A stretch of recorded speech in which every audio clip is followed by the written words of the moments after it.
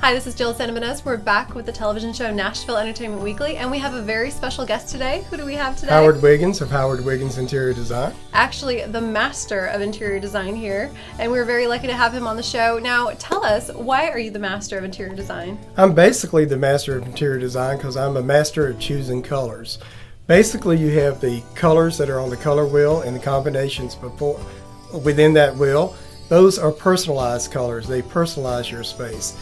Neutrals depersonalize your space, and the only time you want to depersonalize your space is when you're selling your home. Colors like gray, tan, and white don't even appear on the color wheel. Great to know. Yeah. When you keep your home in all neutral colors, it's like you're wearing the same color over and over and over. Got to change it up. And you'll soon feel the need to add color to your space. Think of it when you do your home and choosing colors of your home, it's like a garden. If you keep your colors the same color throughout, it's like you're standing in a garden. But if you vary your colors from lights to dark and change them from room to room, it's like you're walking in a garden. And you really need to personalize it to not the trends of today, not the trends of yesterday, but really your personal style, your personal self, what you love. Most people cannot do their house all at once. It's going to take years to accumulate everything you need to make your home look good. So if you start in 2015, it may be 2025 time you got everything completed. So if you start in the time period and stay in that time period, it's going to look like that time period. Gotcha. So don't follow what's on TV. Really call Howard to talk about your style, and then you can definitely work around that. Now let's talk about white trim. White trim's very important. Mm-hmm. Nearly everybody you know, 99% of everybody you know has white trim. And the reason they have white trim, they don't even know. If you look through history, and in the 1700s when houses start becoming homes, they had, wood was prevalent, so they made their trims look like tortoise or marble or gilt, some other material besides wood. If you go into the 1800s, then they didn't have paint stores to choose colors. So what they did, they mixed their colors up. And you'll see different colors on trims and walls that don't even match. If you go into the early 1900s, they started using wood trim and walnut and cherry, and that became popular. But the reason we started choosing white is, or people using white, is when the soldiers came back from World War II, there was a housing shortage. So what you had to do is build these bungalow houses, put them up fast, kind of really quick, mm-hmm. and they started using white trim because it was cheap, it went with everything, and you could put them up fast. Yeah. Put them up fast. Mm-hmm.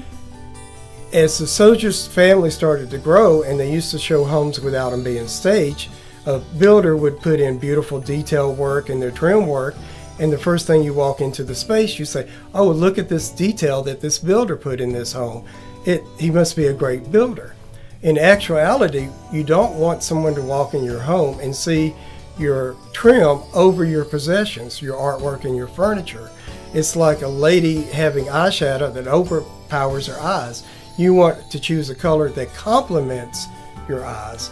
Now, there is an exception. If you want white trim, you need to have white in your space, like a white leather sofa or white flooring or marble or something. So you take the color from the floor and bring it up to the ceiling.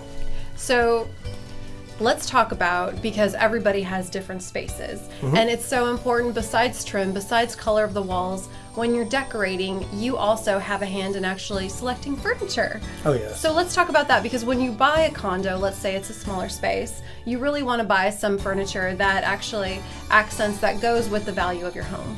Yes, Nashville's growing, as you can see with all these high-rise. I'm perfect for these high-rise apartments, mm-hmm. because if you're paying any size, top dollar, yes, true.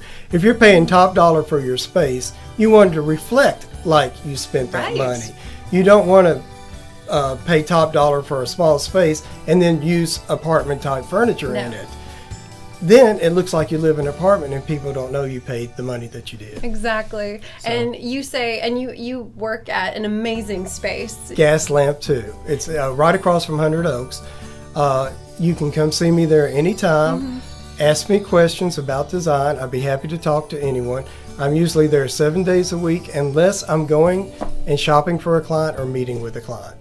So let's talk about furniture for a minute, because you were telling me that some people, younger people, for some reason, they don't appreciate antiques. Because I believe furniture, over the years, especially older furniture, it keeps its value. It was made better, great quality, and you can actually put pieces that are antique, old and new together, and it'll look beautiful. I'm the master of eclectic, and eclectic is, I feel like a home should show your heritage, your personal taste, not a time period. Right. And you do that by having, if you'll visit me at Gaslight Lamp 2, you'll see that I have. See him, right? You'll see that I have some new items and some old items. And to somebody not trained in antiques, you don't know what's old and you don't know what's new. Can't even tell the difference, right? Can't even tell the difference. So you're just creating a space that makes you feel comfortable. And it's not what you like. There's a difference between a lot of people thinking eclectic is just using everything together. There's a reason you use those items together. Right. I like to say there's a difference between eclectic and neglectic. Because if you don't know what you're doing and you're just buying what you like, it's going to look neglectic. Right. And let's talk about, because you've been a part of the music scene for a very long time, your family especially, and let's talk about, you kissed Dolly Parton. I did kiss You Dolly did. Parton, and it makes me blush every time I talk about it.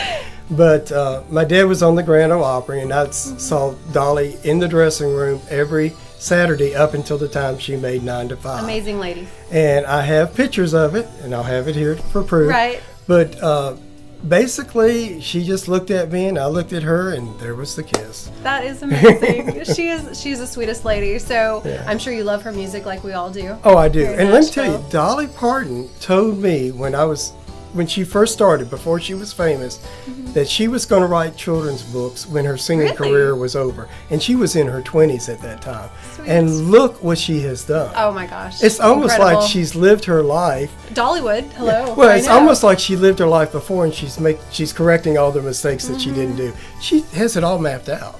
That is incredible. And you were a part of it. I wouldn't say I'm a part of it, but I'm involved with it. I think anybody that her fans, she appreciates just like you do, everybody Oh. that you work with. She talks to everybody the same. She'll talk to me the same as if I were the president or you were the Queen of England. We're all the same. And the one thing I Genuinely. learned from Dolly is if you listen to her a lot, she says the same stories over and over and over. And they're true stories, just like my stories about design. So there's not a question you can ask me or ask her that she doesn't have an answer for. Thank you again, Howard, for being here. And this has been Jill Santabanez with the television show Nashville Entertainment Weekly. And who do we have today? Howard Wiggins of Howard Wiggins Interior Design. Thank you, Jill. Thank you, Howard.